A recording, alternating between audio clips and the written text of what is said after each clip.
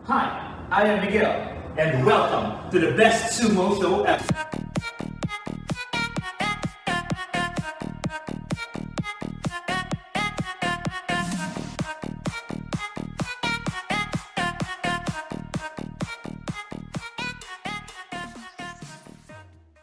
Miguel Lindo, the Social Franchise Director of Population Services Filipinas Incorporated, MSI in the Philippines, and today we will talk about performance management for franchisees. This is the Philippines.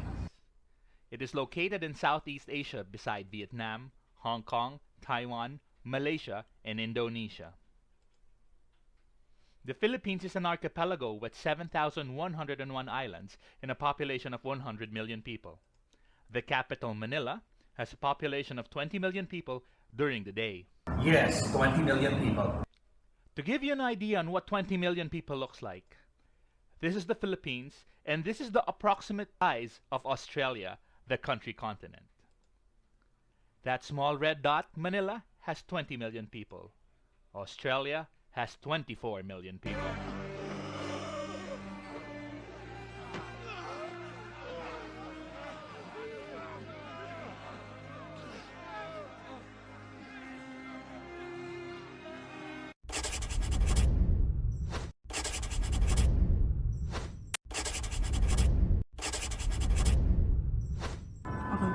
Traditionally, performance management refers to the numbers of clients needed. Franchisee is not a client. Okay, but it could also refer to the productivity of the employee. Franchisee is not an employee.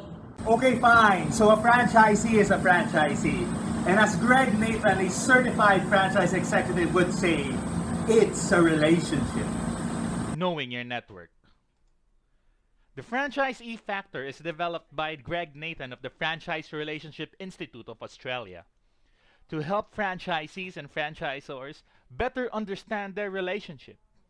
This explains why dealings become strained and how both parties might use this tension to enhance the relationship.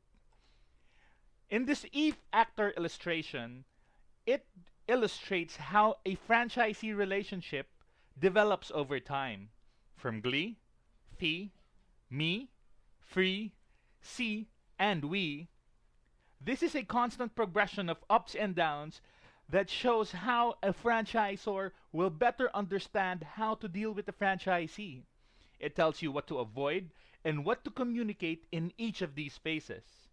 It progresses from a dependence, independence, and interdependent state where the franchisee recognizes the value of collaborating with the franchisor.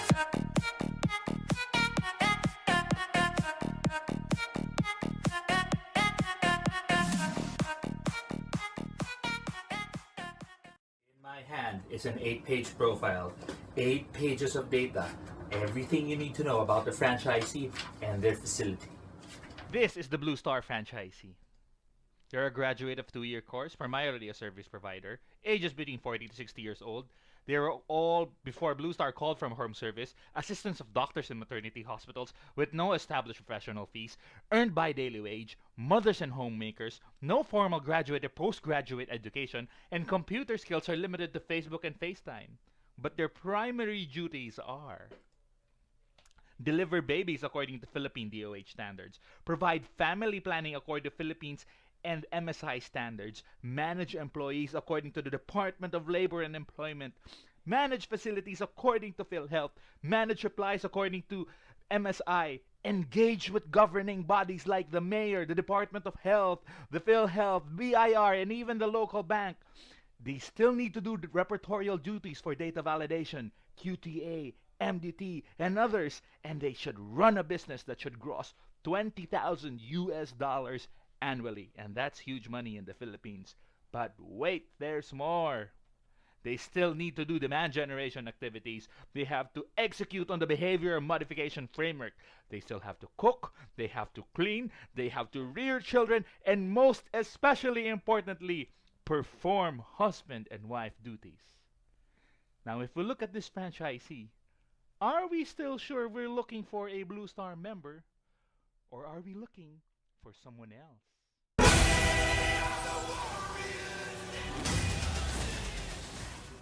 But Sumo says I still need to measure performance.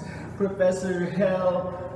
ClearPoint Strategies 18 key performance indicators defined. QuickBooks, the 7 most important KPIs to track. Small Business Guides, what are KPIs and how can your business use them? Bob Phibbs, KPI 6 financial results you manage and track. That is too complicated.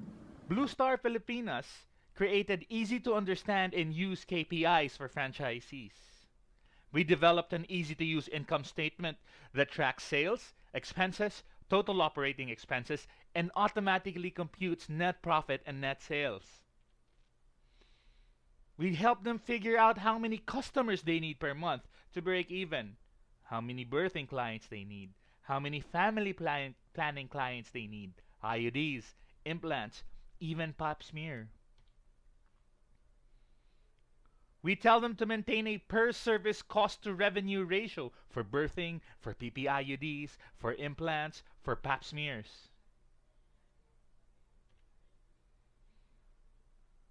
We also tell them to maintain different sources of sales or different sources of revenue, creating a certain ratio for PhilHealth reimbursed clients and out-of-pocket clients.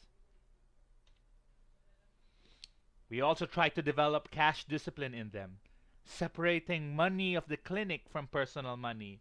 Ask them to issue post-dated checks, giving oneself salary, and even track and monitor schedules of payments. Now that we have established that we cannot truly performance manage franchisees, how do we now exercise control? Now we know. And knowing is half the battle. The answer is fairly simple. You manage your own employees. You craft and design exactly what they do when they visit the clinic of each franchisee. The heart of the operations of Blue Star Filipinas is the field coordinator, or what we call the field management team member, FNTM, clinic visit business process. We ensure that each clinic visit that happens minimum once a month is separated into 4 clear and distinct parts. The first part is building rapport. It takes about 30 minutes to an hour, and it's basically a friendly conversation. We even encourage them to share a meal with the franchisees. These are general and maybe some profile updates if needed. We ask about their family and what happened in their lives. The second part is data validation. We ensure that each DOH Family Planning Form 1 and the ECR is actually tallied. We also do some stocks inventory, ensuring all commodities and all supplies for family planning. And this is the time where we complete and inspect the reports, monthly summary reports, weekly reports, quarterly audit reports, and even the age segregation. The third part, and probably the most important one, is our usual quality technical assistance. Now keep in mind, this is not the full QTA that usually requires the whole day. This only takes about 30 minutes to an hour, but we ensure that all the clinical record audits are in place. We look at incident management forms if there was an incident or if they are filling them up. We review the QTA checklist from the full QTA and even review the QTA action plan when the clinician last visited their clinic.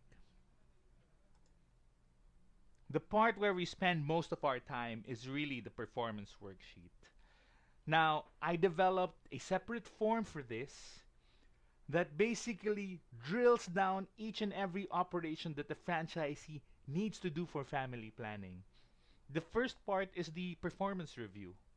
We look at past months, actual performance, and compare it to what sort of potential we were looking at them at the beginning of the year.